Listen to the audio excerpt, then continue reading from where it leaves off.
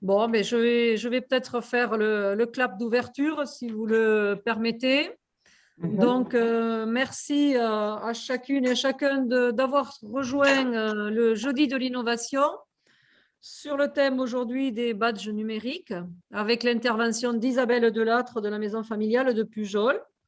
Donc, on est dans nos premières expériences. Donc, voilà, si vous voulez bien nous excuser pour les imperfections, si imperfection il y a, mais on va essayer d'être le mieux possible. Alors, vous vous êtes aperçu que c'est enregistré. Voilà, donc si... Ah, ben, je vois que Geoffroy a fait la décoration pour Halloween. Donc voilà, enregistré. Si vous voulez bien, pour des questions de praticité, si vous n'intervenez pas, donc coupez vos micros de manière à faire le moins d'interférences possible. Peut-être représenter pourquoi les jeudis de l'innovation et d'où ça sort et pourquoi on a mis ces temps-là en place. Donc, les jeudis de l'innovation sont organisés par la commission pédagogie et perfectionnement du conseil d'administration de la Fédération régionale des maisons familiales Nouvelle-Aquitaine. C'est un temps mensuel qui a pour but donc de valoriser les expériences menées en maison familiale, autant des expériences pédagogiques, mais pas que, puisque des expériences également organisationnelles, d'animation, de vie résidentielle, etc., pour que l'ensemble des salariés puissent y trouver leur compte.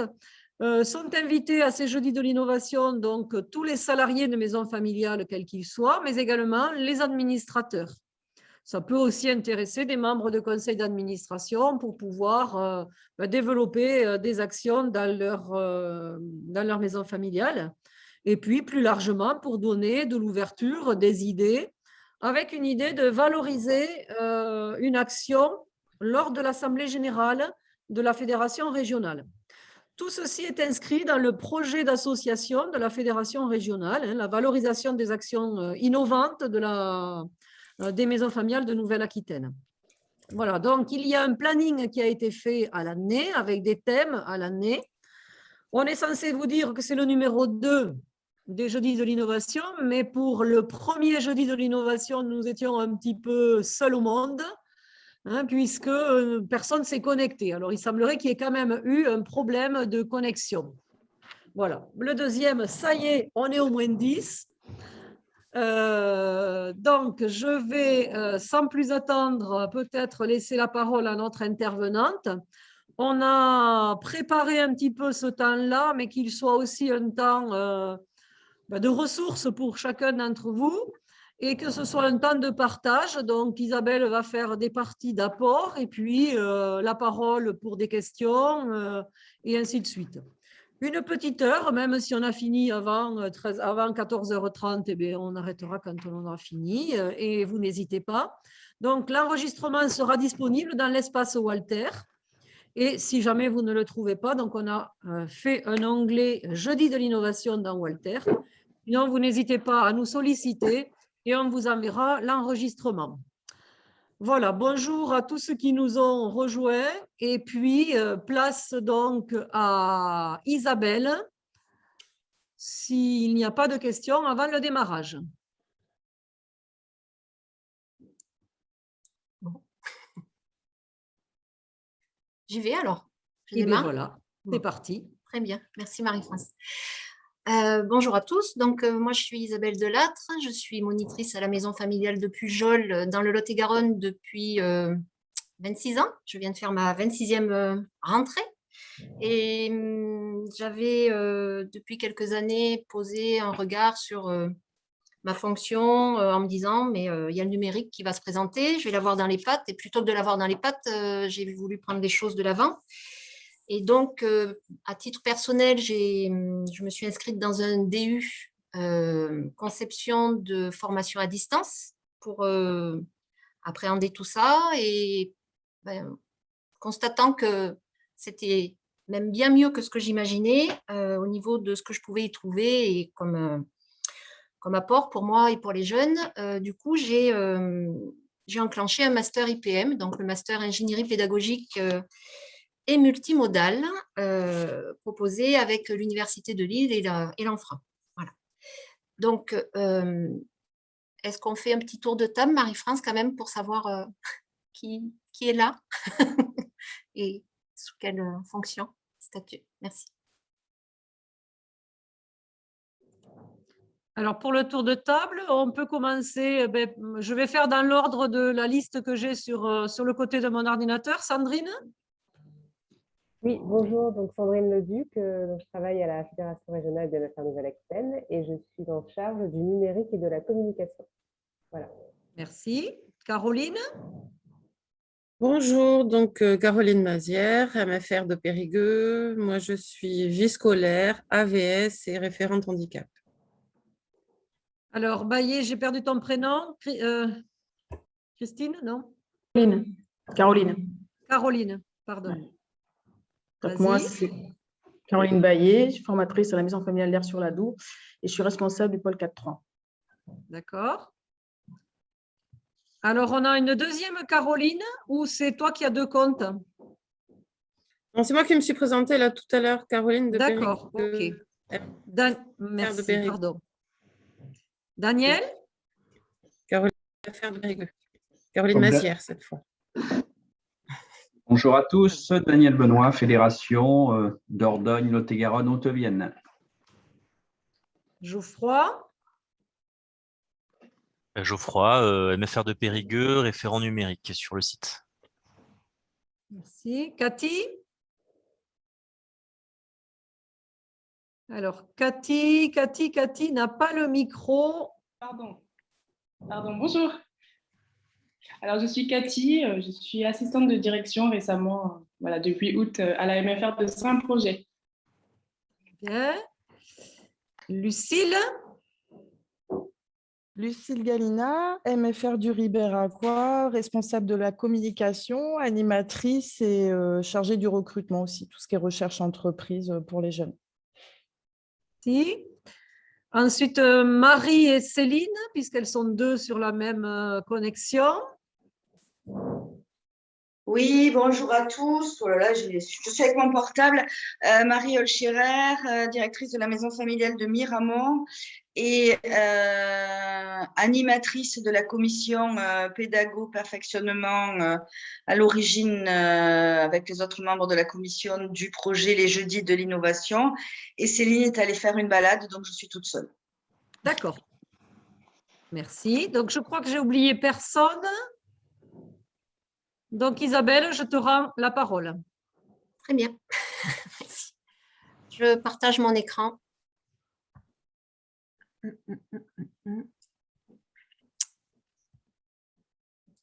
Donc, du temps qu'Isabelle partage son écran, s'il y a des questions, vous n'hésitez pas à utiliser le chat sur le côté et je ferai les yeux d'Isabelle.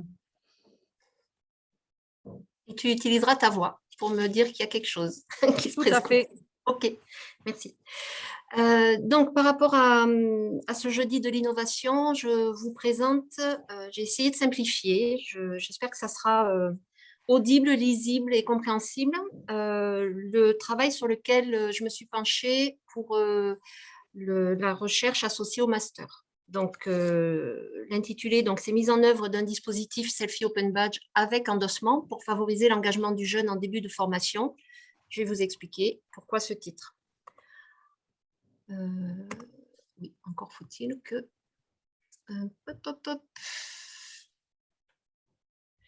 J'ai un problème de défilement de diapo, pardon. Alors, reviens sur ton diaporama, sors du diaporama et reviens sur tes diapos peut-être. Tu vois, du mode présentation, reviens à ton diaporama. Voilà, ça devrait aller. Oui, c'est bon. Donc, au niveau de cette expérience, le maître mot, c'est la reconnaissance. C'est pour ça que j'ai voulu mettre en avant deux citations qui sont à la fois le résumé et l'entrée du projet. Donc, la reconnaissance, c'est aussi une validation d'une définition de soi ou d'un projet de soi, selon Kaduri. Et le plus difficile, c'est de valoriser cette reconnaissance. Donc, une reconnaissance a souvent lieu. Elle est dite, elle est furtive et elle est difficile à valoriser la plupart du temps. Je vais aborder le projet on va dire en 5 parties. Je vais vous présenter en premier le contexte, après le projet, donc les éléments de la construction. Je vais vous expliquer l'action qui a été menée et puis résultats, synthèse et perspectives. Je vous propose, comme on en avait parlé avec Marie-France, que plutôt que de garder peut-être toutes les questions pour la fin, ou s'il y a quelque chose qui vous interroge en cours de route, à la fin de chaque partie, on puisse éventuellement répondre à une ou deux interrogations s'il y en a. Donc, le contexte. Ça se passe à la maison familiale de Pujol. Je suis sur la filière de services avec des formations en alternance, bien sûr.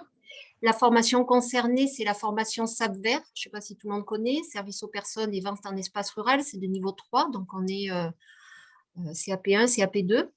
On a dans cette formation-là souvent un public qui est en orientation par défaut, qui a peut-être pas complètement terminé son orientation de 3e en définissant un projet ciblé. Un public qui a pu être refusé en bac pro, en activité autre et excusez-moi, je viens de mettre mon chrono pour gérer mon temps. Donc, qui a pu être refusé en bac pro et qui se retrouve finalement entre je voudrais faire du service à la personne et puis finalement je suis obligée de faire de la vente pour accéder à cette filière-là, ou alors je fais de la vente et je suis obligée de faire du service à la personne. Dans cette filière qui amène beaucoup de polyvalence et d'adaptabilité pour des jeunes qui sont souvent en panne, on a 40% de démissions. Donc, ce sont les statistiques sur les 4 dernières années. 40% de démissions sur les 2 ans. Donc, à partir de là, c'est vrai que se pose une sérieuse question relative à l'engagement, à la posture du jeune, de nous aussi. La question, comment on peut aller vers la compétence, comment accompagner le jeune vers un changement de posture, sachant qu'il rentre chez nous en septembre, il est jeune, il a à peine 15 ans, parfois 14, il est en situation scolaire avec un fonctionnement qui est très, on va dire, académique et parfois passif, voire la plupart du temps. Et à qui on demande de devenir en 2 ans, petit à petit, un pré-professionnel, acteur de sa formation, engagé et qui va réussir ce qu'il entreprend. En parallèle, donc au niveau de la MFR de Pujol, donc il y a un plan numérique qui a été lancé en parallèle aussi de ma formation master. Donc le projet, en fait, et le croisement des deux, c'est comment accompagner le changement de posture et est-ce qu'on peut intégrer le numérique là-dedans. Alors, pour savoir un petit peu vers quoi j'allais, j'ai fait un recueil de données initiales, donc en explorant le terrain au regard de ma question bête et naïve de départ. Donc, je me suis tournée vers les partenaires de la formation pour vérifier la complémentarité d'intervention entre maîtres de stage et maison familiale, qu'on soit en accord. Et puis, j'ai questionné la perception de l'engagement. Je me suis tournée vers notre public également pour comprendre ce qui les motive au niveau de nos formations, pour identifier ce qu'ils perçoivent de eux, de ce qu'ils savent faire à l'entrée en CAPA, donc leurs compétences, et de vérifier si ce public est enclin à utiliser l'outil numérique. Les maîtres de stage, interrogés, il y a du service à la personne et de la vente, expriment la nécessité de travailler l'adaptabilité au niveau de l'ensemble de la formation, mais de travailler à la maison familiale, la nécessité de développer les compétences transversales qui pour eux sont importantes par rapport à l'adaptabilité, par rapport à un stagiaire qui arrive, un stagiaire qui apprend, un stagiaire qui finit sa formation, un stagiaire qui devient un professionnel et qui est donc prêt à entrer dans la vie active. Au niveau de la collègue principale que j'ai interrogée, c'est ma coordinatrice de filière. Donc, pour elle, les jeunes sont engagés, ils ont une posture adulte en entreprise, mais pas à l'AMF. Donc, là, on sait qu'à l'AMF, il y a déjà quelque chose qui se présente et qu'on doit travailler.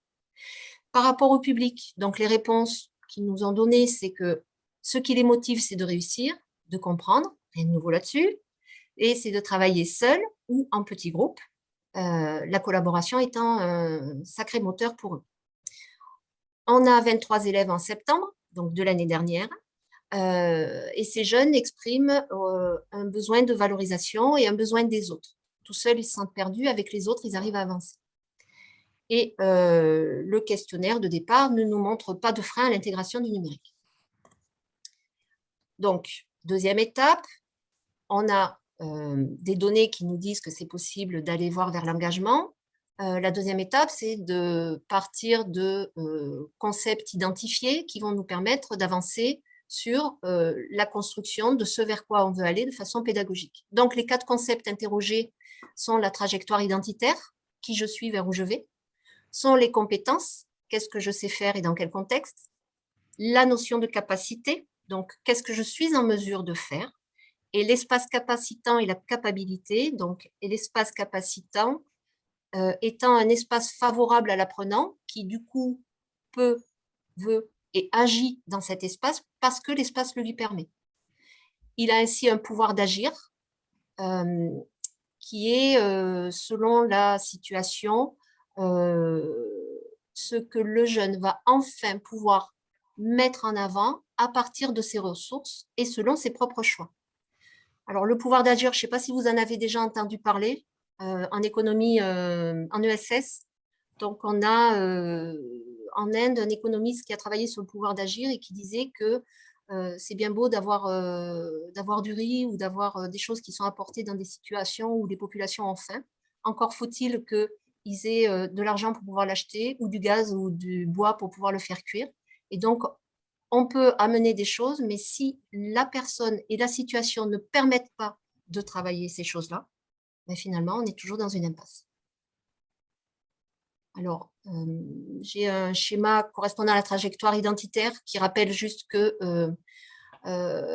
pour avancer dans sa trajectoire identitaire, avec une formation, il faut à la fois identifier quels sont les objectifs, c'est-à-dire qui je suis aujourd'hui, qu'est-ce que je voudrais être demain, et est-ce qu'aujourd'hui je suis en tension identitaire? Est-ce que ce que je fais correspond à ce que je voudrais et ce vers quoi je veux aller? Donc la formation, elle vient s'appuyer là-dessus et l'engagement de la personne, donc adulte comme ado, peut être de 6 formes différentes, allant de l'hostilité vis-à-vis de la formation. Ça peut arriver, un jeune qui est là, mais qui n'a pas du tout envie d'y être. Le désengagement, il est là, mais finalement, pourquoi? L'indifférence, bon, j'y suis, j'y reste. La contingence, ben, finalement, peut-être que la formation peut me permettre d'éviter ce que je ne veux pas. Un engagement qui est avec un statut ou une posture à construire, avec un projet qui pourrait effectivement être reconnu comme amenant des choses, et puis finalement un réel engagement parce que la formation est perçue comme la stratégie ou un des éléments de la stratégie qui va nous permettre d'avancer. L'autre concept dont j'ai parlé, c'est l'espace capacitaire, la capacité. Alors, le schéma est un peu complexe, mais en fait, ce qu'il faut voir, c'est que le jeune a des ressources internes, externes, ses expériences, ce qui est mis à sa disposition, et que pour les exploiter, il va dépendre de facteurs de conversion, donc positifs ou négatifs. Est-ce qu'il va être encouragé, par exemple, pour les utiliser? Est-ce qu'il va avoir les outils pour pouvoir le faire? Et que ces facteurs de conversion, du coup, permettront de faire passer ces ressources à ce qu'on va appeler l'espace de capacité. Le jeune peut, donc ce sont des accomplissements réalisables, il peut agir et il faut qu'il choisisse d'agir, donc que lui-même opère pour être en réalisation.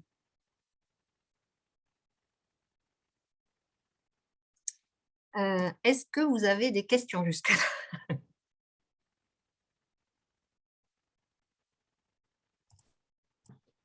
Moi, je me suis noté une question au fur et à mesure. Là.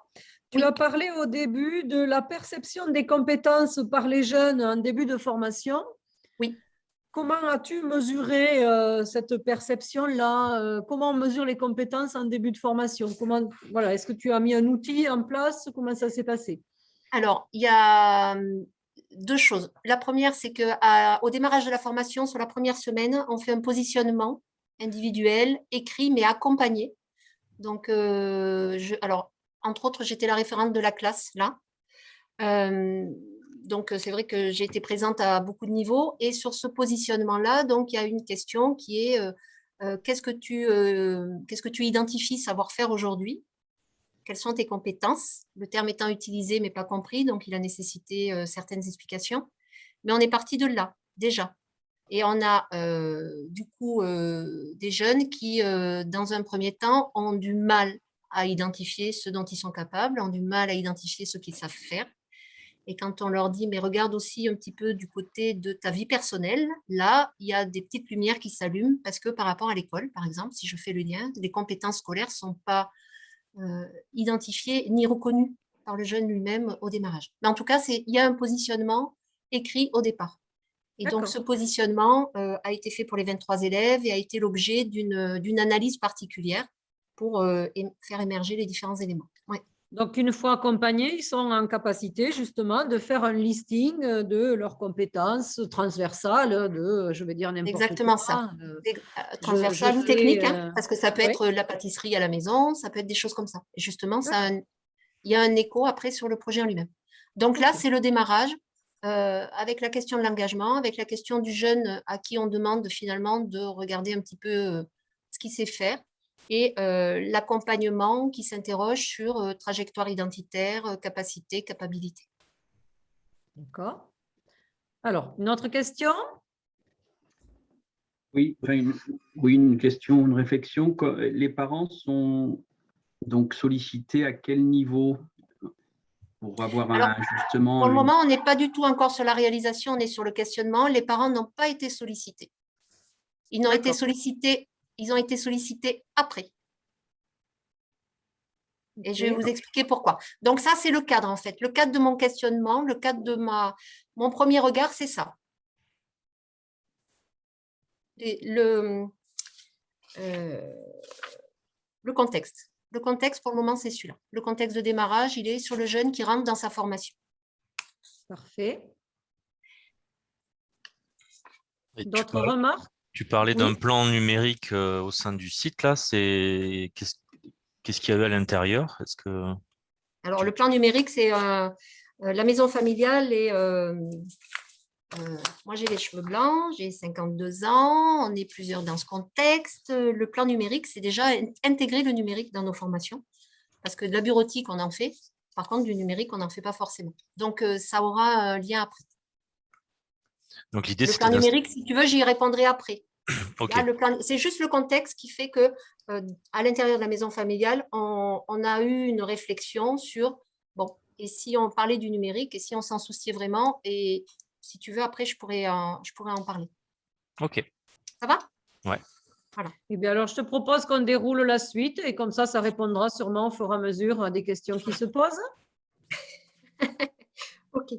Donc, arrivé à ce niveau-là, je me suis dit, bon, ok, comment on met en place un travail autour des compétences? Qu'est-ce qui peut exister? Qu'est-ce qui peut exister d'un point de vue numérique? Donc, je suis allée chercher un petit peu et j'ai trouvé les badges. Alors, je vous propose de visionner la petite vidéo et après, on en parle.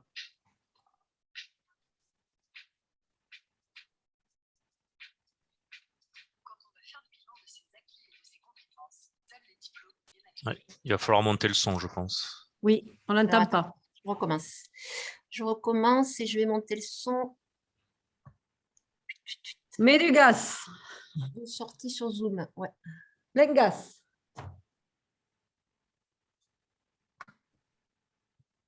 Ouais, s'il veut.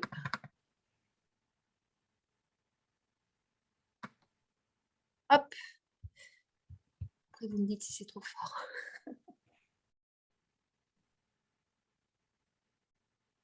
Je reviens pour la relancer.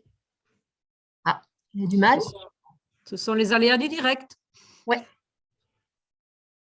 Je reviens. Ouais, alors, attends.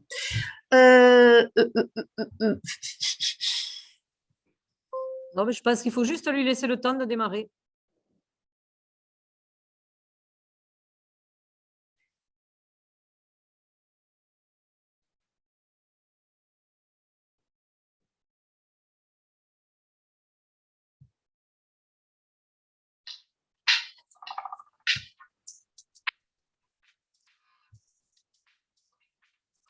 on doit faire le bilan de ses acquis et de ses compétences, seuls les diplômes nous viennent à l'esprit. Il y a aussi les récompenses, les attestations de stage, les prix que l'on a remportés et les formations auxquelles on a participé. Mais on peut aussi avoir des compétences annexes, acquises tout au long de notre vie et de notre parcours. Ce sont des compétences souvent informelles, acquises hors des cursus officiels. C'est très dur de les nommer et même de les prouver. Et si tout ça pouvait être représenté et classé autrement. Il existe aujourd'hui des technologies simples et efficaces pour rendre ce service. On appelle ça les open badges. Véritables objets sociaux, ces badges sont associés à notre identité. Ils sont gratuits et reposent sur un standard ouvert. Mais comment ça marche? Les utilisateurs peuvent acquérir des badges émis par différentes entreprises, communautés, institutions, puis les afficher par exemple sur leur CV, leur blog ou leur réseau social. Chaque badge est sécurisé et il contient toutes sortes d'informations vérifiables, à qui il appartient, qui l'a émis ou qui reconnaît sa valeur, ce qu'a fait son propriétaire pour l'obtenir. Et comme dans un réseau social, ces badges nous relient par thème et par lieu. Mais attention, car les badges, c'est encore plus que ça.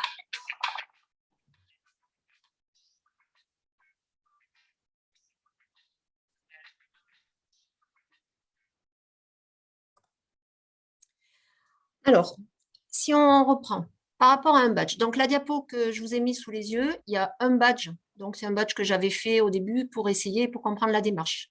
Donc, le badge, il s'appelle collaboration. Sur un badge, on a un premier niveau. Donc, le badge est un outil de reconnaissance donc, de ce qui n'est pas reconnu par des diplômes ou des certifications. Donc là, par exemple, la collaboration en équipe, hein, c'est finalement ce que je voulais représenter par le badge. Effectivement, dans un diplôme, on ne va pas le trouver.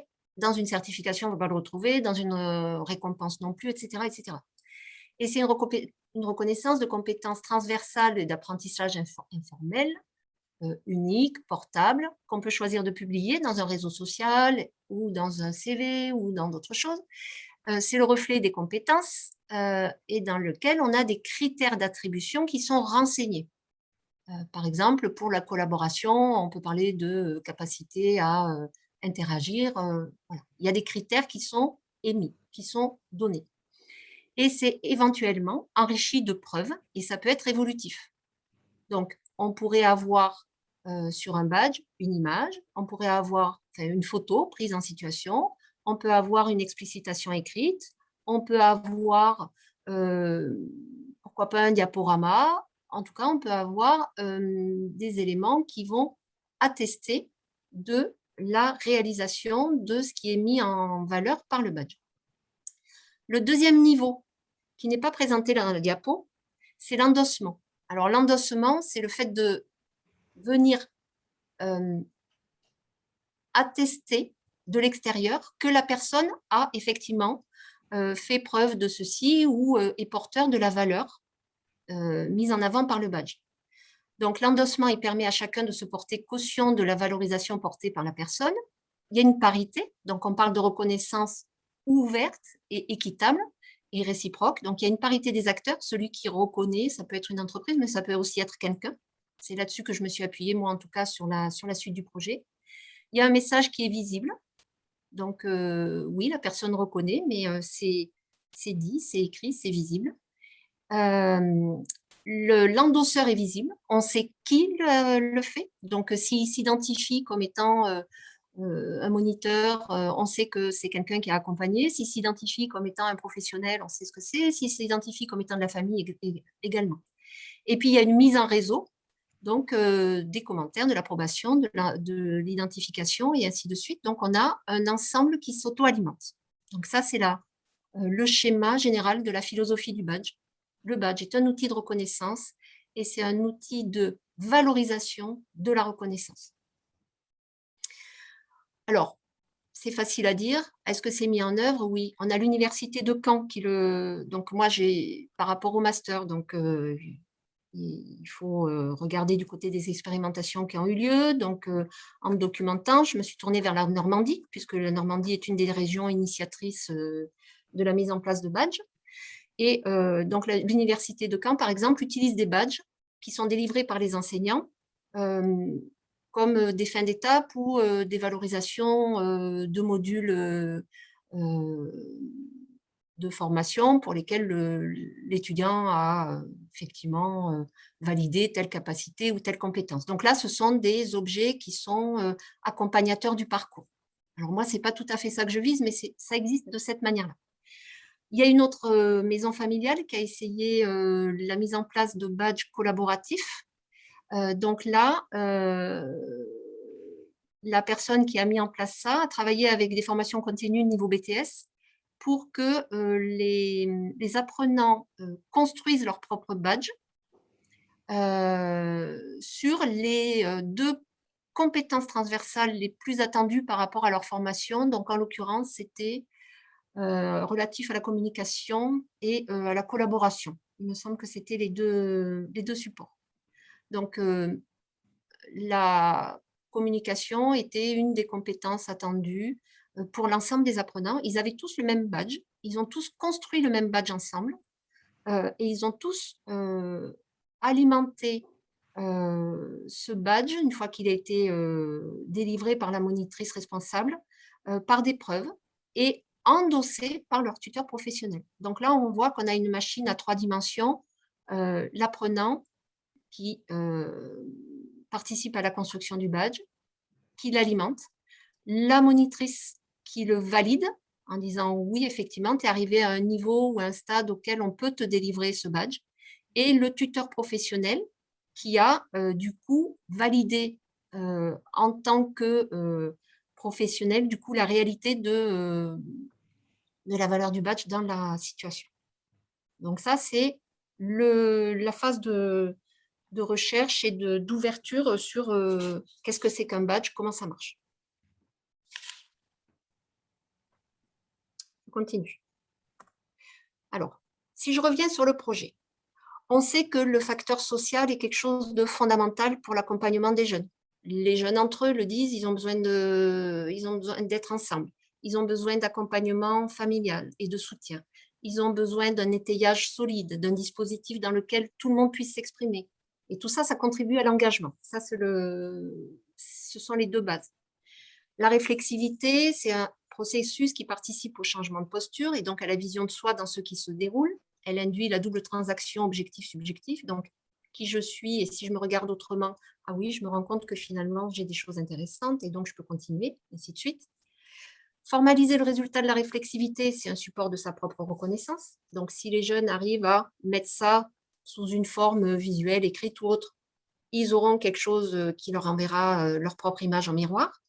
Et s'ils montrent tout ça, donc s'ils montrent à voir et à approuver à quelqu'un d'autre, ben, c'est un engagement vis-à-vis de soi et un engagement dans la relation à l'autre. Parce que ça veut dire qu'il faut qu'eux se prennent en charge pour aller dire à quelqu'un, est-ce que ça, tu me le valides? Est-ce que ça, que moi, je pense avoir atteint, est-ce que toi, tu peux me donner ton regard qui est important et qui va m'être important aussi? Donc, j'ai essayé de schématiser tout ça dans le bas de la diapo, là.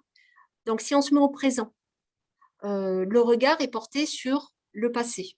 Donc, quelles ont été mes conséquences et mes compétences? Moi, est-ce que je sais faire des choses? Est-ce que je peux identifier des choses que j'ai pu faire avant de m'engager dans la formation CAPA? Je reviens dans ce contexte. Donc, on est au tout début de la formation. Oui, ok. On a des compétences telles qu'on les connaît, donc des savoir-faire en situation. Savoir-faire et savoir agir en situation. Si on le transpose, cette compétence, elle devient une capacité. C'est-à-dire qu'on est en potentialité de le réussir si la situation s'y prête. Et l'idée, c'est de se dire, bon, si le jeune est en capacité, il peut être à nouveau en compétence. S'il a réussi à être à l'écoute d'une situation, enfin, je sais pas, on va dire, je reprends, s'il a réussi, je prends un exemple tout bête, à faire de la pâtisserie chez lui. Il est compétent chez lui dans sa situation avec son matériel en fonction des attendus. Il arrive ici, il est en capacité de reproduire la situation. Il va se retrouver en stage ou en situation d'animation, par exemple, ou en situation de restauration collective ou autre. En le travaillant, il va faire que sa compétence première devienne une compétence seconde par rapport à la situation dans laquelle il va se retrouver d'un point de vue professionnel. Donc, la démarche, c'est ça. Dans mon idée, dans le projet, c'est de partir des compétences initiales, de faire prendre conscience aux jeunes de cette compétence-là, qu'il est potentiellement capable de le transférer dans d'autres situations et que une fois que ces situations sont bien connues, sont maîtrisées, ça redevient de la compétence. Et donc, on a un cheminement et on a une liaison entre le jeune qui il est dans sa personne avant de venir chez nous. Et du coup, ça s'englobe, la formation n'est qu'un appui à cette personne et on ne regarde pas le jeune juste par rapport à est-ce qu'il travaille par rapport à la formation. Donc, j'ai deux grandes questions. En quoi la formulation des compétences contribue à l'engagement du jeune? Parce que finalement, on en est là. La deuxième question, c'est comment un dispositif Selfie Open Badge avec endossement participe à la reconnaissance des compétences. Donc là, c'est un peu plus long, c'est les deux questions de recherche du master. Je ne vais pas vous le faire dans le détail. Alors, si on reprend par rapport au badge, du coup, on a... Vous voyez ma souris? Oui, oui. Oui. Donc, on a la compétence initiale qui est visée par la première réflexion. L'idée, c'est d'amener le jeune à réfléchir sur ses propres compétences, à les identifier, à pouvoir se dire « oui, je suis capable de faire ça ». La deuxième chose, c'est de faire une mise à distance. Donc, quels sont les critères? Pour réussir ce que je pense et dis savoir faire, à quoi est-ce qu'il faut que je réponde? Quels sont mes 4 critères qui vont être importants de satisfaire pour pouvoir dire, pour moi, oui, j'ai la compétence. Donc, il y a une distanciation. La troisième chose, troisième étape, c'est d'alimenter en preuve.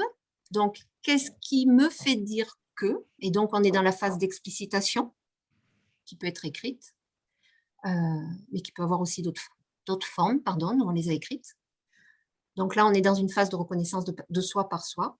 Et enfin, quatrième étape, l'endossement. Donc les jeunes sont amenés à faire une demande d'endossement auprès de personnes. Donc ils vont s'engager déjà à demander cet endossement. Et ensuite, la personne, du coup, va rédiger une phrase, un texte, quelque chose qui va valider la réalité de la situation vue par le jeune et vue par l'accompagnateur.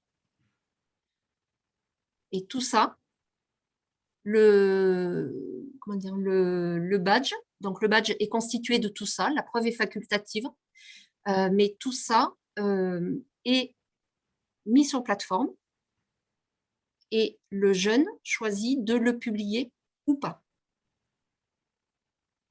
C'est visible s'il le publie.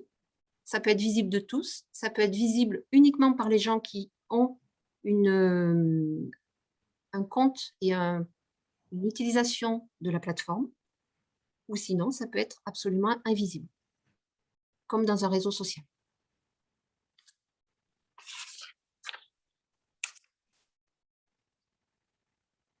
Question? Le plus compliqué, c'est cette partie-là. Est-ce que les jeunes ont choisi que ce soit visible? Alors, ça, on le verra après. Ah bon. Ça, on le verra après. En fait, la première partie, là où je me suis arrêtée, c'était le contexte. On parle de quoi?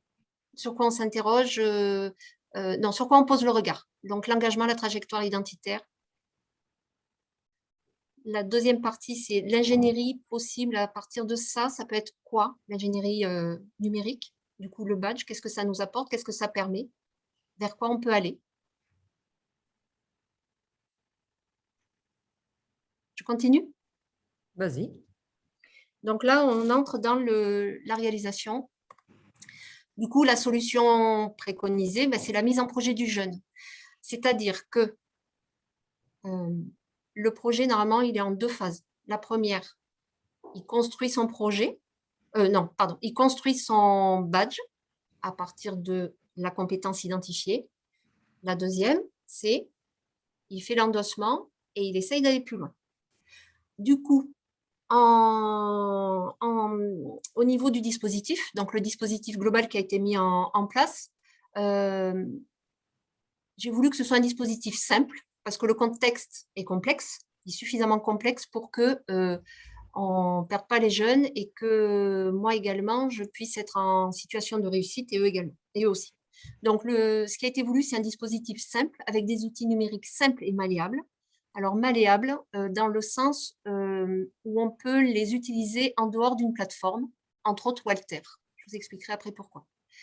La démarche, c'est voulu multimodale, c'est-à-dire en combinant les différentes modalités, donc individuel, collectif, distanciel, présentiel, support papier, support numérique, principalement. Donc, ce sont les différentes modalités qui ont été utilisées, avec 5 phases complémentaires.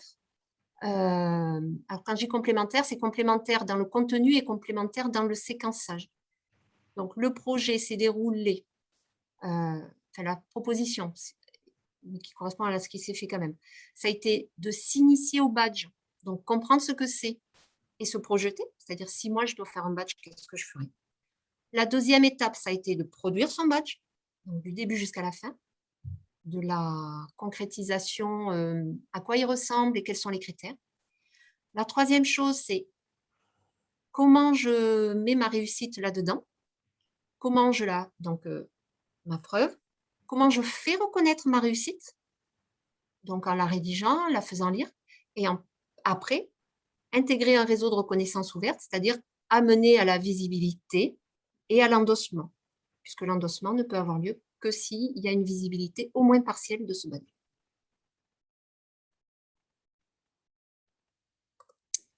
Alors, quels ont été les outils et comment s'est fait l'instrumentation? Globalement, la taille des icônes et des logos est représentative de l'importance de leur importance dans le projet. Donc, le support de badge, c'est la plateforme Open Badge Passport, qui est gratuite, simple d'utilisation, accessible à tous. Pour faire le design, on a utilisé Canva. Pour réaliser le profil, on a utilisé un avatar. On a utilisé Paint ou Photo pour modifier et ajuster nos dimensions de support visuel. Word ou un traitement de texte a été évidemment une base pour la réalisation et l'écriture de la preuve. Le Drive pour échanger, pour stocker. À distance et même en présence, finalement, madame, comment je fais, comment je m'y prends, qu'est-ce que je fais, et ainsi de suite. Donc, le WhatsApp et le Gmail ont été des supports assez importants en termes de communication. Et je vous parlais de Walter tout à l'heure. Walter, donc, je pensais en faire un outil majeur de centralisation, de dépôt des badges. Et en fait, il s'est avéré que il est devenu extrêmement secondaire, puis plus du tout utilisé. On a lancé l'activité avec ça. Sandrine était là d'ailleurs le jour où on a démarré. C'était un peu folklore. Mais en fait, dans la réalité, les outils qui sont utilisables hors plateforme sont finalement, en tout cas au moins pour un public CAPA, beaucoup plus fonctionnels et beaucoup plus simples à utiliser. Alors, l'action menée, si on reprend le prévisionnel donc, de démarrage, c'était en octobre. La durée, j'imaginais 3 sessions maison familiale intercalées de 2 sessions milieu socio-professionnel pour la réalisation du badge avec l'endossement. L'idée, c'était de travailler avec de la pluridisciplinarité, puisqu'on est à la fois sur du regard sur soi, sur de l'écriture, sur de l'utilisation numérique. Et donc, on est à la fois sur du MG1 TIS, sur du MG2.3 expression, sur du Pass and Go, sur du MG3 projet personnel, etc., etc. Donc, j'imaginais aussi pouvoir y associer les collègues en professionnel, donc les intervenants Dans le prévisionnel, pour moi, on était à 5, avec le coordinateur de projet responsable de classe, c'est moi. Les pros, SAP et vente, donc 2. AESH, parce qu'on a 2 jeunes qui étaient en situation de handicap, dont une avec un problème de lecture. Hein. Elle ne peut pas lire toute seule ou très très peu. Et l'intervenant en français, avec au final donc un transfert, donc dans le prévisionnel, un transfert et un lien vers le maître de stage. Chose qui est encore à construire aujourd'hui parce que l'équipe est encore à associer dans le projet. Donc ça, c'est le prévisionnel. Alors j'ai fait, la suite de la diapo est peu lisible. Elle sera accessible, le diapo, je vais le laisser, mais elle est peu lisible dans le sens où j'ai listé finalement toutes les séquences avec le réalisé. Donc, dans le réalisé, on est réellement à 16h30 en temps élève. On a rajouté 4 heures. On est 3 monitrices. Je n'ai pas réussi à y associer des pros.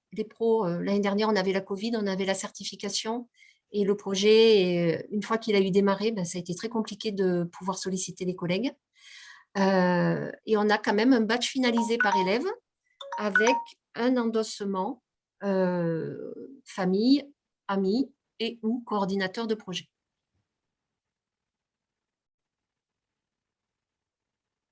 Voilà les productions. Donc, j'ai mis que les images. Mais là, j'en ai mis 8. Bon, sachant qu'il y en avait 21, puisqu'il y a eu 2 abandons avant la finalisation. J'ai mis les 8 qui sont arrivés les premiers, là, pour que ce soit visible. Au niveau des compétences, on a des choses très, très différentes entre quelqu'un qui est capable de parler de sa connaissance de l'agriculture et de la vente de ses produits avec la transformation. Quelqu'un qui est, je trouve, assez intéressant au niveau de la compétence de « je suis fière de ce qui m'a fait avancer ». Une autre, c'est sa sociabilité qu'elle met en avant et qui est effectivement une sociabilité à toute épreuve et qu'elle a pu mettre en œuvre au niveau de la maison familiale et puis de ses stages. Un autre avec l'esprit d'équipe à partir du foot, pour ça qu'il y a le petit ballon en haut et qu'il a travaillé d'abord avec son expérience foot et après sur ce qu'il pouvait projeter par rapport à la partie pro, classe et tout. Justin, donc, qui lui est avec un mode de pensée différent et pour qui l'humour, c'est finalement sa façon d'être toujours prêt finalement en situation parce que tout est trop difficile pour lui et finalement c'est l'humour qui est sa bouée de sauvetage. Luna qui a fait un travail sur le titre, sur le logo, sur le contenu concernant la pâtisserie à la maison qu'elle nous a fait goûter, c'est arrivé jusqu'ici et c'est arrivé aussi jusqu'à son maître de stage. Une autre qui est plutôt amatrice de photographie, un autre qui s'est passé la débroussailleuse. Voilà. On a eu un ensemble de choses très, très différentes. Alors, on était parti sur les compétences transversales. On est quand même arrivé sur les compétences techniques pour certains, mais qui associent des compétences transversales. Donc, la débroussailleuse, on est sur une attention, une concentration, des choses particulières. La photographie, il faut savoir observer. Voilà. Donc, ça, ce sont des productions de jeunes de l'année dernière.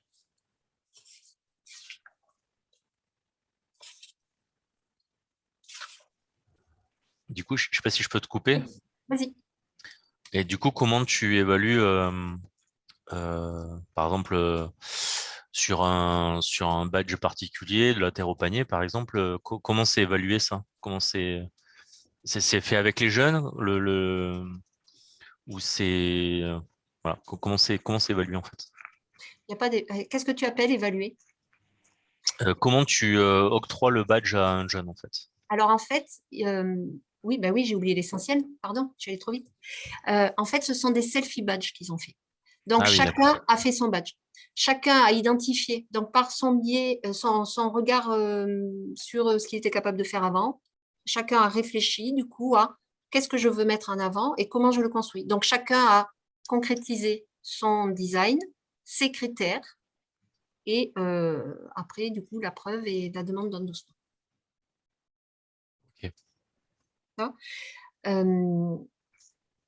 Ils sont, eux, leurs propres évaluateurs.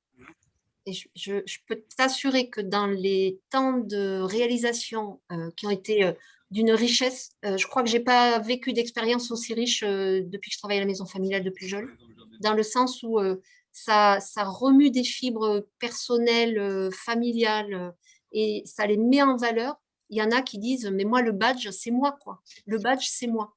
Il me représente. Qu'est-ce qu'elle m'a dit? C'est le résultat, c'est ma culture, c'est ce que je sais faire. Voilà. Le badge, c'est vraiment un objet identitaire. Celui qui a fait « Je suis fier de ce qui m'a fait avancer », une de ses conclusions, c'était « Mais finalement, tout le monde devrait l'avoir, ce badge. On devrait pouvoir le partager et le fait que chacun puisse être en mesure d'être fier de ce qu'il fait. » Donc, en fait, moi, je ne suis pas du tout évaluatrice, je suis accompagnatrice. Je suis accompagnatrice dans l'idée de « Il faut que ces gamins-là, ces jeunes-là reconnaissent ce dont ils sont capables, ce pourquoi ils avaient des compétences, ce dont ils sont capables, et qui se fixent des objectifs. Et que ces objectifs leur permettent de réduire la tension identitaire, en fait, qui les amène à l'abandon de la formation. Le badge, il intervient là-dessus. Et le numérique, du coup, en fait, c'est un contexte. L'objectif, c'est pas de travailler le numérique, d'accord? Le numérique vient en appui de la démarche. Je continue, je vois le temps qui tourne, je ne sais pas trop. Oui, hein, je sais pas, j'espère que. Alors, j'ai listé les compétences et les habiletés numériques travaillées, on va dire de façon générale. Hein. Je ne vais peut-être pas y revenir. C'est finalement, globalement, tous les items sont ceux que l'on devrait travailler si on travaille le numérique avec les compétences attendues à l'échelle européenne. Donc, la production, la collaboration, cyber-citoyen. Tout ça, on l'a travaillé à travers les différents outils. D'un point de vue pratique et pragmatique, donc on parlait des multimodalités, compétences transversales. Du coup, travail de groupe, travail individuel. Je dirais que globalement, toutes ces modalités-là ont permis coopération, réflexivité, créativité, expression, questionnement, organisation. Que le présentiel a toujours été hyper efficace parce qu'en fait, ils ont vraiment besoin de travailler ensemble, ils ont besoin d'être accompagnés entre eux, avec moi, de se sentir épaulés. Le distanciel était plus compliqué dès qu'il a fallu rentrer dans la rédaction. Par contre, tout ce qui était dessin, je ne l'ai pas dit, mais il y a tellement de choses dans ce projet, tout ce qui était dessin, au départ, avant de faire le design à l'ordinateur, ils l'ont fait papier. Donc, avant même d'imaginer pouvoir utiliser des éléments qui existent, ils se sont dit, moi, si je le dessine, à quoi ça ressemble? Je le symbolise, je le concrétise. Et en distanciel, par contre, le distanciel, ce n'est pas nouveau. Hein, nos élèves en travail d'alternance, ce n'est pas toujours terrible. Par contre, le travail personnel à distance, il a été toujours conditionnel d'une présence possible en visio, en téléphone ou autre chose. Support papier, donc ce que je disais, il y avait la créativité du dessin. Support numérique, on a avancé sur les habiletés et les compétences numériques. Alors, petite chose que j'ai rajoutée qui ne fait pas partie du projet de l'année dernière, puisque c'est cette année, le positionnement PIX de cette année, donc en deuxième année, CAPA 2, on a des compétences avec des niveaux validés, alors qu'il n'y en avait pas du tout l'année dernière chez ceux qui ont été positionnés en CAPA 2, mais 2020. Donc, pour moi, c'est quand même un signal qui me semble important de repérer. Voilà. Alors, les résultats, je ne sais pas si vous connaissez le modèle de Kirkpatrick, donc ça permet d'analyser un projet de façon globale. La première chose, c'est les réactions, comment ont ressenti, comment ont vécu les jeunes. Globalement, il y a eu du plaisir et de l'intérêt. La seconde chose, c'est qu'est-ce qu'ils ont appris? Ils ont appris un petit peu de méthode, du regard réflexif, et puis ils ont appris techniquement avec le numérique. Au niveau du comportement, est-ce que ça peut modifier? Il y a la prise de conscience de ces jeunes, donc qui modifient des choses parce que du coup, ils modifient ce qu'ils reconnaissent d'eux à l'instant T, donc ils évoluent sur une courbe de maturité, de dynamique, de stratégie identitaire. Ils ont envie de transférer, de reproduire la compétence de leur badge et ils se sentent concernés par leur progression. Moi, je n'ai jamais senti ça sur une autre démarche. En même temps, celle-là, elle a duré 4 mois. Et par rapport aux résultats, c'est finalement en fin d'année qu'on saura réellement, donc au bout de 2 ans, quand on aura avancé sur les projets, quand ils auront eux-mêmes pris du recul, qu'on pourra se dire, finalement, qu'est-ce qu'on peut mesurer sur un cycle complet? Synthèse, Donc, tout à l'heure, je vous disais, le selfie badge, là, c'est un objet identitaire, c'est le reflet de la personne. Donc, au travers des entretiens réalisés, c'est la synthèse que je vous ai mis là. Donc, le selfie badge, c'est un objet identitaire. C'est eux. On a le badge, on a le jeune. Quand on parle d'open badge et d'endossement, ben, c'est un objet de reconnaissance, partagé, réciproque. Donc, on peut aller bien plus loin que le groupe et que la MFR. Le selfie open badge, c'est un objet transitionnel. Donc, ça permet aux jeunes de passer d'un temps passé à un temps présent et du temps présent au temps futur, d'un lieu, de leur espace de vie perso à un espace de vie un peu particulier qui est l'école pour aller vers leur espace de vie professionnel, et d'une posture scolaire à une posture peut-être un peu plus adulte. Voilà. L'open badge, c'est aussi un référentiel individuel. Ils bâtissent leur propre référentiel en ayant plusieurs badges. Qu'est-ce que je sais faire? Qu'est-ce que je peux faire? Le référentiel peut être partagé. Quand tous découvrent les badges des uns et des autres, ils peuvent aussi rentrer dans une attribution croisée de badges. Et le dispositif badge, c'est un dispositif, en tout cas tel qu'il a été conduit là cette année, qui est capacitant et qui a un rôle jointif entre les intervenants. On n'a pas été nombreuses, mais les 3 qui sont intervenus, on a fait quelque chose où on connaît nos rôles et nos limites, on sait qui va être impliqué sur quoi, et c'est vraiment la mise en projet du jeune.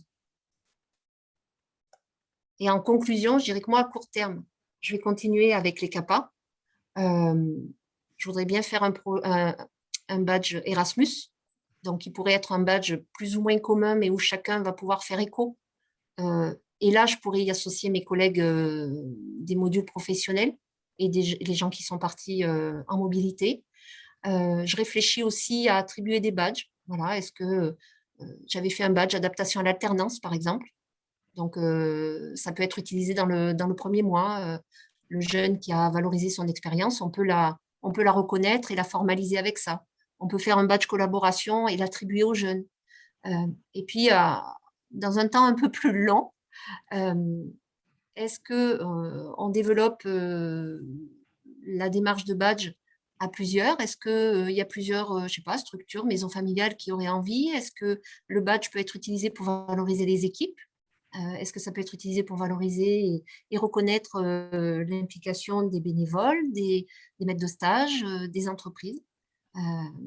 Je vous renvoie au fait que à l'échelle régionale, il y a un collectif qui existe, qui s'appelle le réseau BOAT, badge ouvert à tous, BOAT, en Nouvelle-Aquitaine, et qui se situe vers le Futuroscope.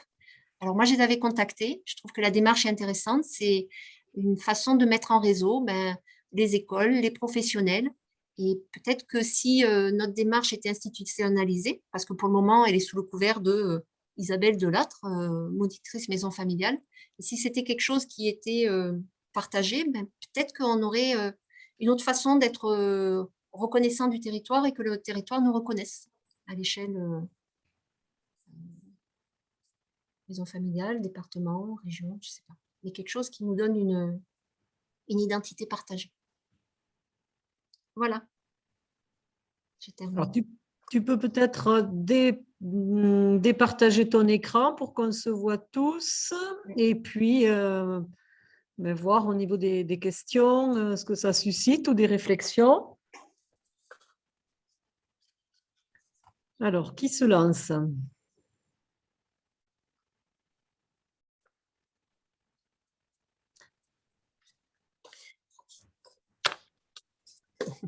Et du coup, sur ton plan numérique, l'idée c'était d'instaurer une culture du numérique dans l'équipe, ou c'était plus vaste que ça? Dans l'équipe, chez les jeunes, on a à la fois la mission, et puis on s'en rend bien compte que de faire en sorte que l'insertion professionnelle soit facilitée. Le numérique en fait partie. Il ne peut pas y avoir un jeune qui aille sur Pôle emploi ou ailleurs ou sur une plateforme de recherche d'emploi. S'il n'a pas les clés faciles pour naviguer à l'intérieur, la porte d'entrée, c'est difficile de la passer. Donc déjà, il y avait ça. Ensuite, effectivement, moi, alors c'est un constat, ce n'est pas une critique, mais c'est vrai que jusqu'à présent, on faisait de la bureautique. Et puis, on n'allait pas forcément plus loin, quoi. Un mail, des choses comme ça. Au niveau du plan numérique, c'est rentré dans ces compétences aussi de collaboration. Collaboration sur un outil, collaboration à distance, se dire qu'effectivement, la distance, je ne vais pas la prôner parce que ce n'est pas l'objet, et qu'avec le Covid, en tout cas, nous, on se rend bien compte que la présence, elle est nécessaire pour les jeunes, en tout cas de cet âge-là, pour qu'ils avancent mieux. Mais il y a une présence à distance qui donne une vraie valeur à certaines choses. Et il y a des activités qu'on ne réussit bien qu'à distance. S'il y a quelque chose qui amène de l'émotion, trop d'émotion, en tout cas, moi, ce que j'ai constaté avec plusieurs situations, là, c'est que quand l'émotion est trop forte, le jeune, en ayant une distance, mais en pouvant communiquer, il va arriver à exprimer le fond de sa pensée. Alors qu'en présence, des fois, les émotions sont si fortes que c'est le corps qui exprime et pas forcément le cerveau. Mais bon, ça, c'est un petit morceau. C'est pas... Ok. Alors, si on revient à la question de Daniel tout à l'heure, comment les familles, du coup, sont impliquées? C'est les premiers témoins à la maison de ce que les jeunes savent faire. Donc, ce sont les premiers qui ont été sollicités pour l'endossement. Et c'est le choix des jeunes. Donc, il a fallu qu'ils rédigent, enfin, il a fallu parce que c'est le cadre, hein, la plateforme Open Badge Passport l'amène ainsi, et je trouve ça intéressant. Envoyer un mail à leurs parents en leur disant, voilà, moi j'ai fait ce travail, et ils l'ont formulé à leur manière, mais j'ai fait ce travail et je voudrais que si tu reconnais cette qualité, cette valeur ou ce que j'ai marqué, eh ben, tu puisses l'exprimer. Et donc, les parents qui ont été sollicités ont répondu favorablement au niveau des différentes invitations des jeunes.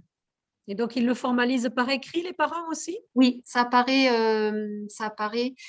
sur la diapo. Il y avait, je sais pas si, il y avait 2 petites mains là, qui se serraient à chaque badge. Il y avait le design au milieu, le titre, et puis en haut, dans un coin, il y avait 2 petites mains. Donc ça veut dire que le badge a été reconnu par quelqu'un. Il a été endossé. Voilà. Et ça peut être une phrase toute simple en disant oui, je suis absolument d'accord avec ce qui est marqué, ou d'autres qui ont dit oui, il y en a une, c'est sur la coiffure, elle est arrivée chez nous par défaut, elle était en 3e chez nous, elle n'a pas trouvé d'apprentissage en coiffure, donc elle est restée en sable vert chez nous. Et en fait, toutes les semaines, elle coiffe sa mère, elle lui fait des brushings, elle apprend des coiffures et tout ça, parce qu'elle a dans l'idée de repostuler après le CAPA pour une formation coiffure. Et donc, on est bien dans cette question de trajectoire identitaire, de tension identitaire, et le badge lui a permis de prendre conscience que c'était important pour elle, et de prendre conscience que sa mère le reconnaissait. Et pour elle, c'était majeur. Super. Alors, il y a une remarque sur le chat de la maison familiale de R, Caroline, qui nous dit nous, on collabore avec la Ligue de l'enseignement, puisque c'est aussi une maison qui travaille avec les badges numériques. Exactement. Et c'est quoi comme type de badge? Alors, c'est le même principe. C'est tout à fait la même démarche, si ce n'est que nous, on est parti d'une étude en 4.3, donc ils sont partis d'une étude, qui suis-je? Donc, ils se sont questionnés et ils ont posé les mêmes questions à leurs parents. Et de là, on compare ce qu'eux ont répondu, ce que les parents ont répondu, et à partir de là, on peut construire des badges et on peut voir leur progression aussi. L'an dernier, ce qu'on a fait, c'est qu'on a travaillé avec les messagers, les artisans messagers, donc la CAPEB, et donc là, on a créé un événement, un badge événement. Oui. Voilà, où ils ont construit la maquette d'une maison avec les artisans messagers, donc la CAPEB. D'accord. Un badge événement, ça s'est passé sur une journée. Donc, on a signé une convention en partenariat avec la CAPEB. Et voilà, sur toute la journée, ils ont découvert certains métiers de l'artisanat. Du bâtiment. Voilà, métier du bâtiment. Le badge validait la participation à l'événement. Oui, voilà. Et là, ça a été endossé par la CAPEB. Oui. Voilà. Alors, il est 14h37. Est-ce qu'il y a d'autres remarques, questions?